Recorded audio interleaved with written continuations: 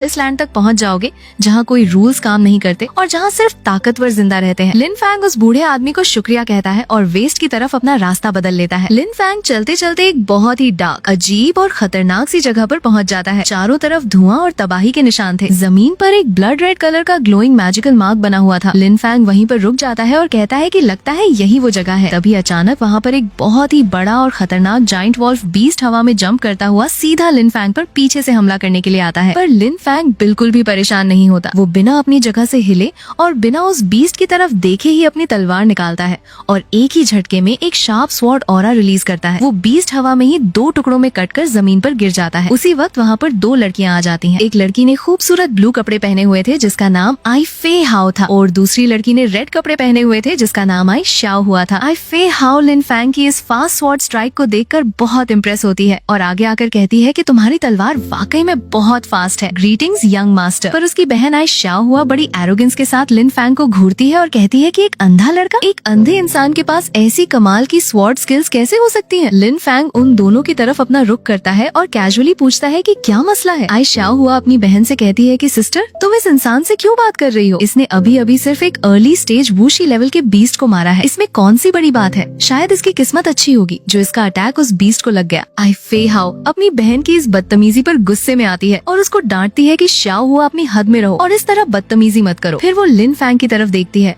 और बहुत polite tone में माफी मांगते हुए कहती है कि यंग मास्टर, प्लीज इसकी बातों का बुरा मत मानना। मेरी बहन आई शाओ हुआ अभी छोटी है और घर वालों ने इसको बहुत ज्यादा बिगाड़ दिया है। मेरा नाम आई फे हाओ है और हम दोनों वेस्टर्न चू एम्पायर की आई फैमिली से बिलोंग करते हैं। लिन फैंग अपने दिमाग में इस नाम को रिपीट करता है और कहता है कि वेस्टर्न चू एम्पायर आई फैमिली, नहीं मैं इनको नहीं जानता। ये सीधा सा जवाब सुनकर आई शाओ हुआ को बहुत गुस्सा आता है और वो आगे बढ़कर कुछ कहने वाली होती है पर आई फे हाओ उसको रोक लेती है। आई फे हाओ लिन फैंग से कहती है कि यंग मास्टर, माइगु युआन एक बहुत ही खतरनाक और डेडली जगह है। यहाँ पर अकेले सफर करना बिल्कुल भी सेफ नहीं है क्योंकि यहाँ हर तरफ दुश्मन और बीस्ट होते हैं। अगर आपको कोई एतराज ना हो तो क्या आप हम दोनों बहनों के साथ चलना पसंद करेंगे? रास्ते में हम एक दूसरे का ख्याल रख सकते हैं और एक दूसरे की मदद कर सकते हैं। लिन फैंग थोड़ा सोचता है और फिर मान जाता है कि ठीक है। आई फे हाओ खुश होती है और कहती है कि तो फिर चलिए चलते हैं। पर आई शाओ हुआ अभी भी चिढ़ती हुई अपनी बहन से कहती है कि सिस्टर, तुम आखिर इस बर्डन को अपने साथ क्यों ले जाना चाहती हो? ये हमारे किसी काम नहीं आएगा और उल्टा हमारे लिए मुसीबत बनेगा। वे तीनों आगे बढ़ते हुए माइगु युआन के बिल्कुल सेंटर यानी कोर एरिया में पहुंच जाते हैं। यहाँ का नजारा बहुत ही ग्रैंड और अजीब था। वहाँ जमीन पर एक बहुत बड़ा और एंशिएंट फाइटिंग एरिना बना हुआ था जिसके सेंटर में एक मैसिव ग्लोइंग स्टोन पिलर खड़ा था। उस पिलर पर बड़े बड़े लफ्जों में व्यू दिशन यानी इनविंसिबल हार्ट लिखा हुआ था। आई शाओ हुआ उस पिलर को देखकर हैरत से पूछती है कि सिस्टर, ये कौन सी जगह है और ये पिलर कैसा है? आई फे हाओ उसको एक्सप्लेन करती है कि ये माइगु युआन का कोर है। ये वो फाइनल बैटलफील्ड है जहाँ पर 7 एम्पायर्स के सबसे बड़े और पावरफुल जीनियसेस आकर आपस में फाइट करते हैं। ऐसी लेजेंड है कि ये एरिना इस माइगु युआन की सारी किलिंग इंटेंट और आसमान और जमीन की स्पिरिचुअल एनर्जी को अपने अंदर जमा कर लेता है। अगर कोई कल्टिवेटर इस एरिना पर खड़े होकर लगातार अपने अपोनेंट्स को हराता रहे और एक विनिंग स्ट्रीक बनाए बिना हारे तो उसकी बैटल इंटेंट इस एरिना के ग्रैंड एरे के साथ रेजोनेट करने लगती है और आखिर में वो कल्टिवेटर उस एनर्जी को एब्जॉर्ब करके एक ट्रू इनविंसिबल हार्ट फोर्ज कर सकता है। ये सुनकर आई शाओ हुआ बहुत एक्साइटेड होती है और कहती है कि इनविंसिबल हार्ट, ये नाम तो सुनने में ही बहुत डोमिनियरिंग लग रहा है। मैं भी इसको देखना चाहती हूँ। तभी अचानक आसमान से एक बहुत ही पावरफुल और ब्लाइंडिंग गोल्डन लाइट उस एरिना पर आकर गिरती है। उस लाइट के अंदर से एक बहुत ही खतरनाक ऑरा वाला आदमी बाहर निकल कर आता है। उसने गोल्डन आर्मर पहना हुआ था और उसके हाथ में एक पावरफुल तलवार थी। ये ग्रेट हान एम्पायर का क्राउन प्रिंस जी वूमिंग था। वहाँ पर मौजूद बाकी सभी लोग उसको देखते ही पहचान जाते हैं और आपस में डर के मारे बात करने लगते हैं कि ग्रेट हान एम्पायर का क्राउन प्रिंस जी वूमिंग भी यहाँ आ गया। जी वूमिंग अपनी तलवार हवा में पॉइंट करता है और पूरे एरोगेंस के साथ जोर से अनाउंस करता है कि मैं जी वूमिंग आज इस जगह पर अपना इनविंसिबल हार्ट फोर्ज करूंगा। अगर किसी में हिम्मत है और कोई मेरी इस बात से मुतमईन नहीं है तो वो ऊपर आकर मुझसे फाइट कर सकता है। उसकी ये एरोगेंट बातें सुनकर वहाँ खड़ा एक बहुत ही बड़ा और मस्कुलर आदमी गुस्से में आता है। उसके हाथ में एक मैसिव एक्स होता है। वो चिल्लाता है कि तुम्हारी बातें बहुत बड़ी हैं, मैं आकर तुम्हारा घमंड तोड़ता हूँ। वो हवा में एक बड़ा सा जंप लगाता है और अपनी एक्स से जी वूमिंग पर एक जोरदार अटैक करने की कोशिश करता है पर जी वूमिंग बिल्कुल भी अपनी जगह से नहीं हिलता। वो सिर्फ उसको ट्रैश यानी कचरा कहता कहता है और अपनी तलवार से एक ही गोल्डन स्लैश मारता है जो उस मस्कुलर आदमी को हवा में ही बुरी तरह से जख्मी करके एरिना से बाहर फेंक देता है।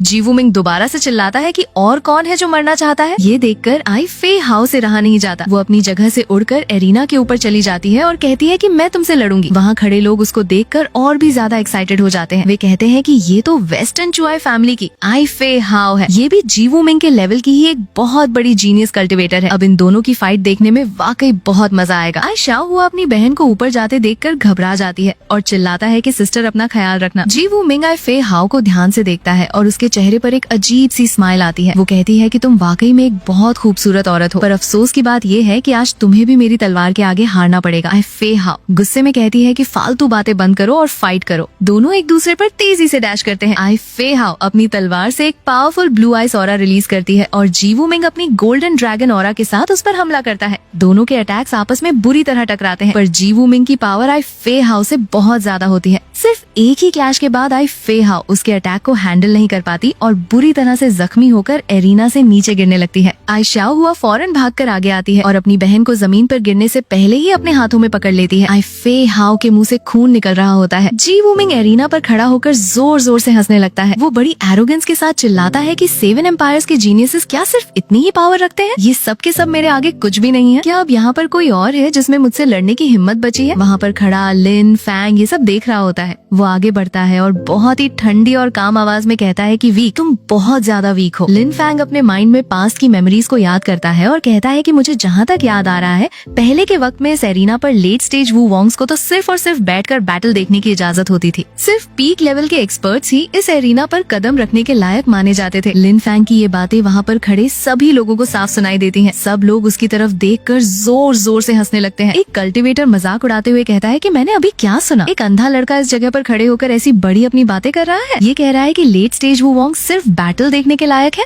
आखिर ये खुद को समझता क्या है? आई शाओ हुआ को लिन फैंग की इन बातों पर बहुत गुस्सा आता है और उसको शर्म महसूस होती है। वो लिन फैंग पर चिल्लाती है कि तुम एक अंधे इंसान हो, तुम यहाँ पर क्या बकवास कर रहे हो?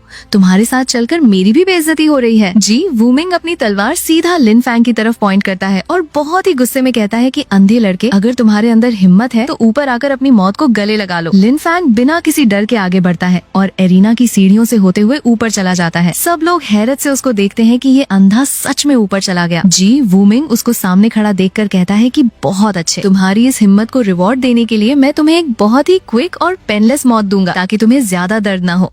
लिन फैंग अपनी जगह पर बिल्कुल शांत खड़ा रहता है और अपनी तलवार निकालने की तैयारी करता है। जी वूमिंग उसकी ऑरा को महसूस करता है और हैरान होकर कहता है कि इसके पास तो कोई ढंग की कल्टीवेशन पावर ही नहीं है। इसकी पावर वाकई में बहुत ऑर्डिनरी है। ये तो एक सेकंड भी मेरे आगे नहीं टिक पाएगा। जी वूमिंग जोर से चिल्लाता है कि मौत को गले लगाओ। वो अपनी तलवार को हवा में उठाता है और अपनी जी फैमिली की सबसे खतरनाक अल्टीमेट टेक्निक एक्टिवेट करता है जिसका नाम mad dragon tyrant blade slash था। उसकी तलवार से एक बहुत ही मैसिव और टेरिफाइंग गोल्डन ड्रैगन बाहर निकलता है जो जोर से रोर करता हुआ सीधा लिन फैंग को निगलने के लिए आगे बढ़ता है। पर लिन फैंग उस मैसिव गोल्डन ड्रैगन को देखकर बिल्कुल भी परेशान नहीं होता। उसकी आंखों की पट्टी के पीछे उसकी आंखें शाइन करती हैं।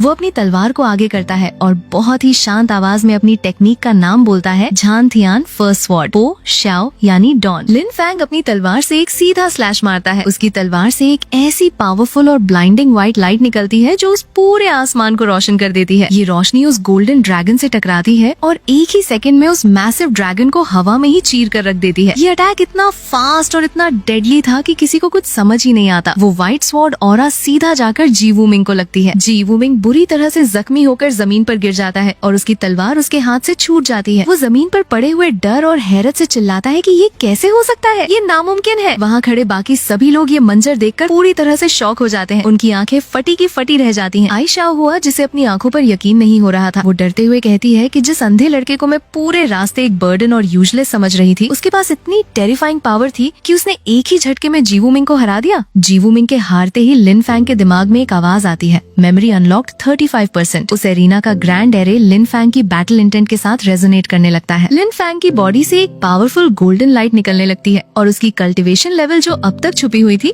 वो तेजी से बढ़ने लगती है। वो वूशी से जोंगशी, फिर वुवांग, फिर मिड स्टेज वुवांग और देखते ही देखते लेट स्टेज वुवांग रेलम में पहुंच जाता है। जी वूमिंग जमीन पर पड़े हुए गुस्से और जिल्लत से पागल हो रहा था। वो कहता है कि मैं हारा हूँ पर मेरी जी फैमिली कभी नहीं हारेगी। वो अपने कपड़ों में से एक रेड कलर का ग्लोइंग ब्लड जेडे पेंडेंट निकालता है और उसको अपने हाथ में जोर से क्रश कर देता है। जैसे ही वो पेंडेंट टूटता है, एरिना के ऊपर का आसमान पूरी तरह से डार्क और ब्लड रेड हो जाता है। वहाँ पर एक बहुत बड़ा और खतरनाक वॉर्टेक्स बन जाता है जिसमें से रेड कलर की टेरिफाइंग लाइटनिंग गिरने लगती है। उस लाइटनिंग के अंदर से एक बहुत ही मैसिव और डार्क फिगर नीचे एरिना पर लैंड करती है। ये जी फैमिली का सबसे बड़ा एंसेस्टर जी लिए वेन था। ये एक ओल्ड एरा का एक्सपर्ट था जिसे यहाँ पर सील किया गया था और इसकी कल्टीवेशन पीक वुवांग लेवल की थी। जी लिए वेन के आते ही उसकी बॉडी से ऐसी खतरनाक और हेवी ऑरा निकलती है जो पूरे एरिना और आसपास के इलाके में फैल जाती है। उसके प्रेशर की वजह से वहाँ खड़े सभी कल्टिवेटर्स